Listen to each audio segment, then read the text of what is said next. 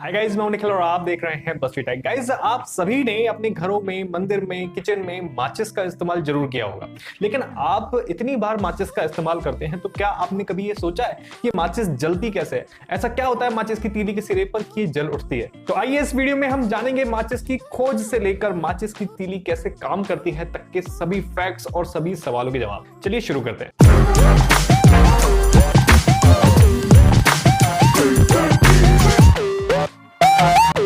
दोस्तों, बात 1827 की है, यानी कि 1827 की है, जब इंग्लैंड के जॉन वॉकर ने माचिस का निर्माण किया।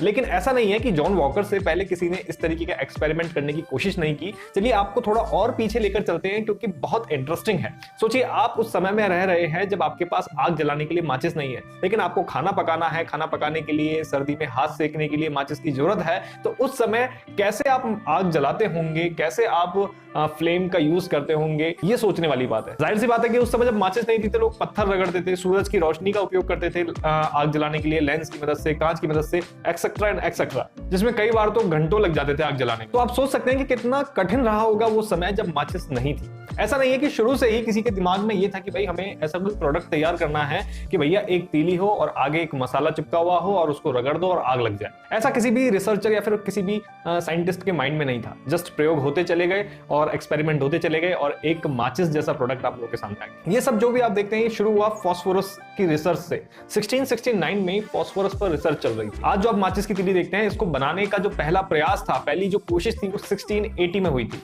जब रॉबर्ट नाम के एक आयरिश साइंटिस्ट ने फास्फोरस और सल्फर से आग पैदा की। यानी कि फर्स्ट टाइम आग पैदा की गई फास्फोरस और सल्फर को मिलाकर।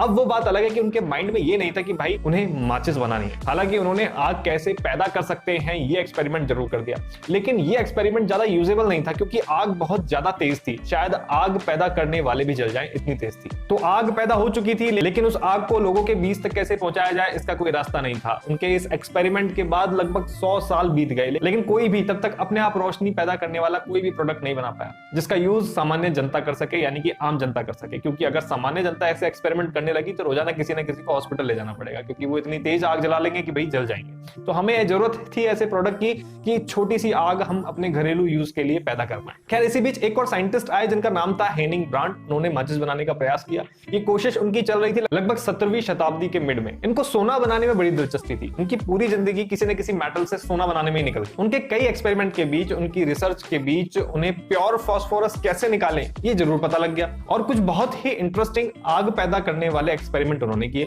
लेकिन वो पूरी तरह सफल नहीं हो पाए। लेकिन उनकी खास बात ये थी कि वो जो भी एक्सपेरिमेंट करते थे उनको एक नोटबुक में जरूर लिखते थे, यानी कि उनकी एक नोटबुक मेंटेन करते थे। और उनके ये नोट्स ही आगे आने वाले रिसर्चर्स के लिए काफी हेल्पफुल साबित हुए। चलिए, 17वीं शताब्दी भी बीत गई। फिर इसके बाद आए जॉन वॉकर, जिनके बारे में मैंने आपको वीडियो के शुरू में बताया। 1827 में इन्होंने माचिस की तीली का आविष्कार किया।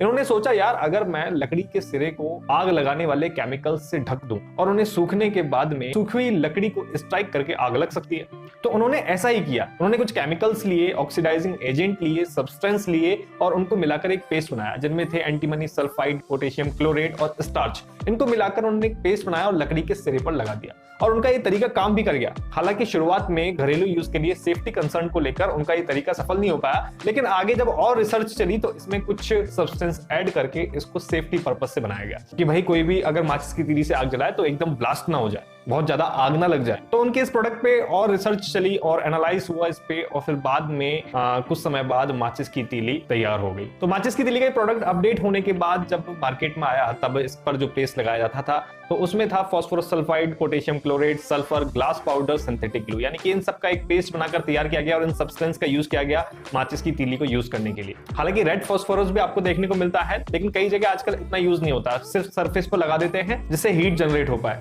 अब आप सुनिए ये पूरा पेस्ट काम कैसे करता है। जब आप माचिस की तीली को रगड़ते हैं तो जो रेड फास्फोरस होता है या फिर फास्फोरस होता है वो व्हाइट फास्फोरस में चेंज हो जाता है, और जब ये व्हाइट फास्फोरस में चेंज होता है तो ये हीट पैदा करता है। अब हीट पैदा करने के बाद क्या होता है, अब इस पेस्ट में हमने मिलाया हुआ है पोटेशियम क्लोरेट, जो कि एक ऑक्सीडाइजिंग एजेंट है, यानी कि हीट होने पे ही ये ऑक्सीडाइजिंग एजेंट ऑक्सीजन रिलीज करेगा और जलेगा, यानी कि फ्लेम पैदा करेगा, जिसकी वजह से ही आग पैदा होती है। बाकी जो आप मैच बॉक्स पे देखते हैं वहां पर फ्रिक्शन के लिए एक पेस्ट लगा दिया जाता है, उसमें कई बार रेड फास्फोरस भी अवेलेबल होता है, जिसमें कई बार ग्लास पाउडर मिला होता है। तो कुल मिला के हीट हमें पैदा करनी होती है फ्रिक्शन जनरेट करके, जिससे कि तुरंत जो ऑक्सीडाइजिंग एजेंट है हमारा पोटेशियम क्लोरेट, वो तुरंत आग पकड़ ले और उसके बाद माचिस की तीली आपकी जल जाती है। तो गाइस ये थी पूरी कहानी माचिस की तीली की। हालांकि इंडिया में माचिस का जो निर्माण है वो 1895 से शुरू हुआ, जिसकी पहली फैक्ट्री अहमदाबाद में और फिर बाद में कलकत्ता में खुली थी। भारत में कुछ ही फैक्ट्री ऐसी है जिनका जो काम है माचिस की तीली को बनाने का वो मशीनों से होता है, लेकिन मोस्टली काम इंडिया में अभी भी हाथ से किया जाता है, यानी कि हाथ से तीली उठाई जाती है, फिर उस पर पेस्ट लगाया जाता है, फिर उसको सुखाया जाता है। तो दोस्तों ये इन्फॉर्मेशन अगर आपको अच्छी लगी हो, वीडियो अच्छा लगा हो तो लाइक कीजिएगा, कमेंट करके बताइए कि आपको इन्फॉर्मेशन कैसी लगी। मिलते हैं आपसे नेक्स्ट वीडियो में नई जानकारी के साथ, तब तक के लिए धन्यवाद, जय हिंद।